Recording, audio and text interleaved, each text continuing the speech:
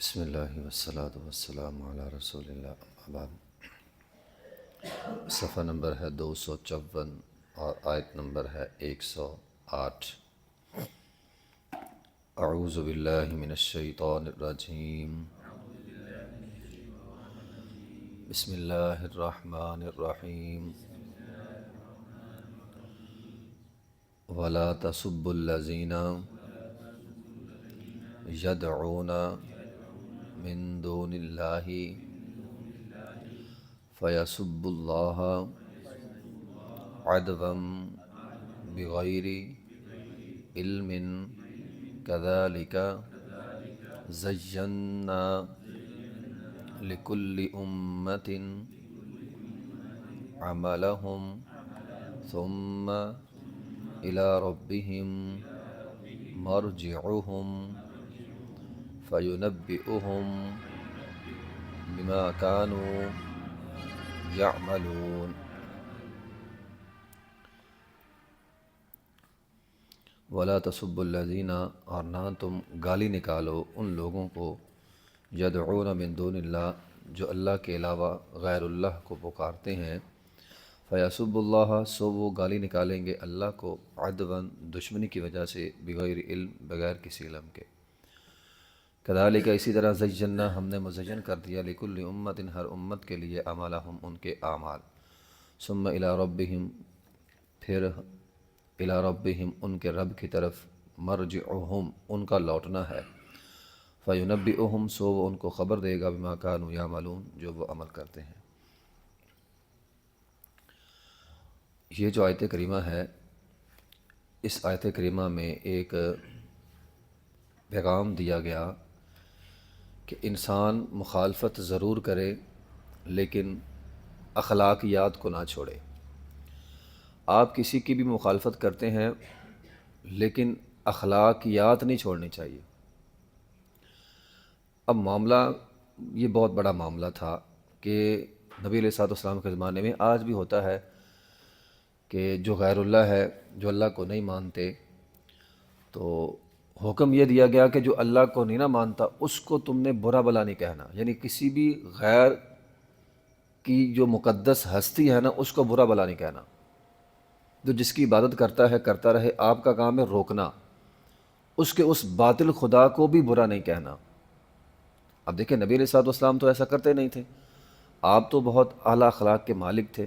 آپ تو وہ تھے کہ مشرکین مکہ نے پتہ نہیں کتنا کتنا ظلم کیا، طائف والوں نے کتنا ظلم کیا، تو آپ تو اعلیٰ اخلاق کے مالک تھے نا، وَإِنَّكَ لَعَلَىٰ خُلُقٍ عَظِيمٍ۔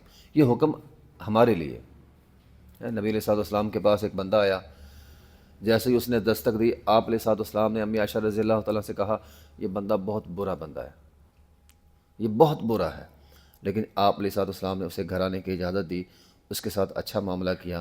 امی عائشہ رضی اللہ تعالیٰ بعد میں پوچھتی ہیں، اللہ کے رسول، آپ نے تو کہا تھا یہ بڑا گندا بندہ ہے، آپ اس کے ساتھ بڑے اچھے انداز میں پیش آ رہی ہیں۔ تو نبی علیہ الصلوۃ والسلام نے فرمایا، گندا وہ تھا، میں تو نہیں نہ ہوں۔ تو یہ آپ کا اخلاق تھا، آپ تو برے کے ساتھ بھی اچھے سلوک سے پیش آتے تھے۔ یہ اصل میں ہمارے لیے حکم ہے کہ ہم مخالفت میں کسی کی مقدس ہستی کو برا بلا نہ کہیں، جواباً وہ آپ کی مقدس ہستی کو برا بلا کہے گا۔ یہ مقصد ہے، یہ مطلب ہے اس آیت کا۔ تو ہم کسی کے خدا کو برا کہیں گے، وہ جواباً ہمارے خدا کو برا کہے گا۔ ایک دفعہ نبی علیہ الصلوۃ والسلام نے فرمایا، کوئی اپنے باپ کو گالی نہ نکالے، ان یلعن الرجل والدیہ، قیل یا رسول اللہ۔ اب صحابہ کرام نے کہا، اللہ کے رسول، وکیف یلعن الرجل والدیہ، اب کوئی بندہ اپنے والد کو گالی کیسے نکال سکتا ہے؟ کوئی بھی نہیں نکالتا، لیکن آج کے دور میں تو لوگ اپنے والدین کو بھی گالیاں نکالتے ہیں۔ اس دور میں یہ تصور میں نہیں تھا کہ کوئی اپنے والد کو گالی نکالے گا، آج لوگ نکال دیتے ہیں۔ یہ معاشرہ بہت بدترین معاشرہ بن چکا ہے، جس میں اپنے والد کو بھی گالی نکالی جاتی ہے، لیکن اس دور میں کوئی تصور نہیں کر سکتا تھا کہ اپنے والد کو گالی نکالے۔ پوچھا، اللہ کے رسول، اپنے والد کو گالی کون نکالتا ہے؟ فرمایا، آپ کسی کے والد کو گالی نکالیں گے، وہ جواباً آپ کے والد کو نکالے گا۔ تو گویا آپ خود سبب بنے اپنے والد کی گالی کا۔ تو اس چیز سے جو ہے وہ اس آیت سے منع کیا گیا۔ وَلَا تَسُبُّوا الَّذِينَ، سب اس گالی کو کہتے ہیں جس میں توہین ہو، کسی کو نیچا دکھانے کے لیے گالی نکالی جائے، تو فلاں ہے، تو فلاں ہے، فلاں ہے۔ منع ہے۔ بہرحال ہر قسم کی گالی حدیث کے اندر منع ہے۔ نبی علیہ الصلوۃ والسلام نے فرمایا گالی نکالنے والا شیطان ہوتا ہے، گالی نکالنے والا شیطان ہے۔ دو لوگ آپس میں جھگڑ رہے تھے، گالیاں نکال رہے تھے، آپ نے فرمایا یہ دونوں شیطان ہیں۔ یعنی جب بندہ گالی گلوچ کر رہا ہے گویا بندہ شیطان ہوتا ہے۔ جس طرح حدیث میں آتا ہے نا، جو بندہ چوری کرتا ہے جب وہ چوری کر رہا ہوتا ہے تو اس وقت وہ مومن نہیں ہوتا، تو اس طرح جب بندہ گالی نکال رہا ہوتا ہے اس وقت وہ انسان نہیں ہے، وہ اب شیطان بن چکا ہے۔ پھر اور یہ نہیں ہے کہ یہ آپ کسی کو گالی نکال دیں، وہ جو مشہور حدیث ہے مفلس والی، تو کل قیامت کے دن وہاں پہ ایک جملہ یہ بھی ہے، قد شتم ھذا، اللہ مجھے بدلہ چاہیے کیونکہ اس نے مجھے گالی نکالی تھی۔ ہمارے ہاں چلتے چلتے بچوں کو، ملازموں کو یا کسی کو بھی ایسے ہی بعض لوگوں کی روٹین میں گالی ہوتی ہے، تو یہ غلط ہے، اس کا حساب دینا پڑے گا۔ پھر ان سب چیزوں سے بڑھ کر لوگ اپنی اولاد کو گالیاں نکالتے ہیں، گالی بھی اور بد دعائیں بھی، اور پھر اللہ نہ کرے قبولیت کا وقت ہو، وہ بد دعا یا وہ گالی قبول ہو جاتی، پھر ہم ساری زندگی بیٹھ کر ہوتے ہیں اس کا کچھ بنا نہیں، اس کا کیسے کچھ بنے، ہم نے خود ہی تو کہا تھا تیرا کچھ نہ بنے، تیرا کچھ نہ رہے۔ تو اپنی اولاد کو گالی نہیں نکالنی چاہیے، کسی کو بھی نہیں نکالنی چاہیے۔ اور پھر میں نے دیکھا ہے، آپ لوگوں نے بھی دیکھا ہوگا، جو والدین گالیاں نکالتے ہیں نا گھروں میں، اس کے بچے بھی گالی نکالتے ہیں۔ بچے گالی اپنے گھر سے سیکھتے ہیں، یا پھر آپ بچوں کو جب باہر نکال دیتے ہیں، ساتھ ماحول گالیوں والا ہے تو وہ آپ کے بچے گالی سیکھ جائیں گے۔ تو باہر کا ماحول آپ کے خاص طور پہ گھر کا ماحول ہی بچوں کو گالی نکالنے پر مجبور کرتا ہے، تو گالی بری چیز ہے۔ اس آیت میں ایک پیغام ہے، اس کو ہم کہتے ہیں سد ذرائع۔ اسلام نے نا برائی کا راستہ بھی روکا ہے۔ اسلام یہ نہیں کہتا کہ یہ کام نہ کرو، اسلام یہ کہتا ہے یہ کام کرنا بھی نہیں ہے اور اس راستے پر چلنا بھی نہیں ہے، اس کو کہتے ہیں سد ذرائع۔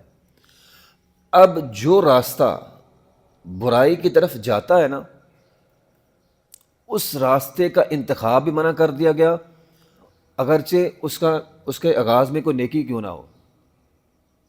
اس کو آپ یوں سمجھیں، ہر جائز کام کو، ایک کام جائز ہے لیکن اگر وہ میں کام کرتا ہوں اس سے بعد میں کوئی بڑی خرابی پیش آئے گی تو اسلام یہ کہتا ہے وہ جائز کام بھی چھوڑ دو۔ مثال کے طور پر نبی علیہ الصلوۃ والسلام کے زمانے میں عبداللہ بن ابی منافق، منافق تھا، گستاخ رسول تھا، سب کو پتہ ہے یہ گستاخ رسول ہے، لیکن نبی علیہ الصلوۃ والسلام نے اسے قتل نہیں کیا، حالانکہ گستاخ رسول کی سزا قتل ہے۔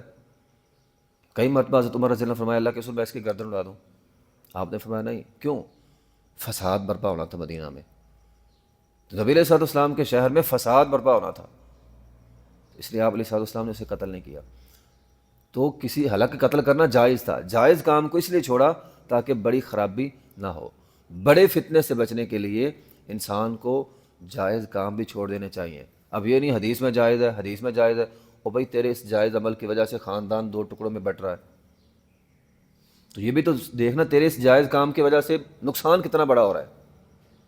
تو اس کام سے آدمی کو، اس جائز کام سے آدمی کو رک دینا چاہیے۔ ویسے بھی ایک حدیث میں ہے، نبی علیہ الصلوۃ والسلام نے فرمایا آدمی کے سامنے دو نقصان دہ والی چیزیں ہیں، دونوں میں سے ایک کا انتخاب ضروری ہے، تو جو کم نقصان والی ہے اس کو انتخاب کریں، ٹھیک ہے؟ کسی بڑے نقصان سے بچنے کے لیے اپنا چھوٹا نقصان کیا جا سکتا ہے، تو بڑے فتنے سے بچنے کے لیے آدمی اپنا جائز کام تو بالاولیٰ جو ہے وہ چھوڑ دے گا۔ اور اسی سد ذرائع سے یہ جو ہم ووٹ لیتے ہیں یہ بھی اسی سے اخذ ہوا ہے۔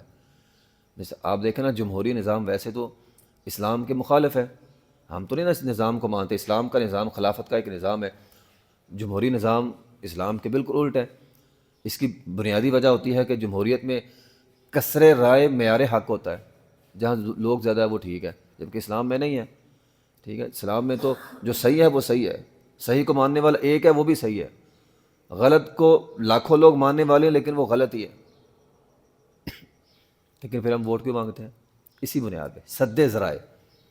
اگر سارے نیک لوگ، اچھے لوگ نہ ووٹ پہ کھڑے ہوں، نہ ووٹ مانگیں، نہ ووٹ لیں، نہ ووٹ دیں، تو برے لوگ آ جائیں گے۔ تو یہ ہے سد ذرائع کہ کم از کم کسی ایک آدمی کو، ہم جمہوریت کو اچھا نہیں کہتے لیکن کم از کم ہمارے ووٹ سے اگر کوئی اچھا بندہ اسمبلی میں جائے گا، کوئی اچھا کام ہی کرے گا، کوئی نہ کوئی نیکی کرے گا نا، تو ہماری وجہ سے کوئی نیکی کرے گا، اتنا ہی بہت ہے۔ تو یہ ہے سد ذرائع، تو اسی سے یہ ساری چیزیں جو ہیں وہ نکلی ہیں۔ تو کسی کو گالی نہ نکالو، کسی باطل معبود کو گالی نہ نکالو، ورنہ وہ فیسب اللہ عدوا بغیر علم، بغیر علم کے جہالت کی بنا پر آپ کے رب کو برا بھلا کہیں گے۔ کذالک زینا لکل امت اعمالہم، بات یہ ہے کہ اللہ تعالیٰ نے ہر چیز، ہر امت کے لیے، بلکہ ہر بندے کے لیے، اس کو آپ یوں سمجھیں، اللہ تعالیٰ نے ہر بندے کے لیے جو وہ کر رہا ہے اس کو خوبصورت بنا دیا۔ آپ کو کام اچھا کرنا چاہتے ہیں، نیکی کا کام کرنا چاہتے ہیں، آپ کے لیے نیکی کا کام اچھا لگے گا آپ کو۔ ایک بندہ مشرک ہے، قبر پہ جاتا ہے نا، اس کو قبر پہ جانا اچھا لگے گا۔ تو جو بندہ جو کرتا ہے اللہ اس کے لیے وہ راستہ آسان بنا دیتا ہے، اس کے دل کو لگتا ہے میرے لیے یہ اچھا ہے، کیونکہ دنیا دارالامتحان ہے نا۔ کل ہم نے جس طرح پڑھا کہ زبردستی اللہ تعالیٰ کسی کو اسلام پہ نہیں لاتا، زبردستی کسی کو نہیں لاتا، اللہ تعالیٰ نے سب کو آزاد پیدا کیا ہے۔ تو ایک بندہ اگر گناہ کو پسند کرتا ہے، گناہ کے راستے پہ چلتا ہے، اللہ تعالیٰ اس کے لیے گناہ کا راستہ آسان بنا دیتا ہے۔ افمن زُیِّنَ لَهُ سُوءُ عَمَلِهِ فَرَآهُ حَسَنًا، قرآن میں ہے کہ ان کے برے اعمال کو اللہ تعالیٰ نے ان کے لیے اچھا بنا دیا۔ وہ برے اعمال اچھا سمجھ کر کرتے ہیں، اچھے عمل ہوتے نہیں، اچھا سمجھ کر وہ کرتے ہیں، لیکن جو نیکی کے راستے پر چلتا ہے اللہ تعالیٰ اس کے لیے نیکی کا راستہ بہت آسان کر دیتے ہیں۔ اس کا دل کرتا ہے مسجد میں آؤں، نماز پڑھوں اور نیکی کا کام جو ہے وہ کروں۔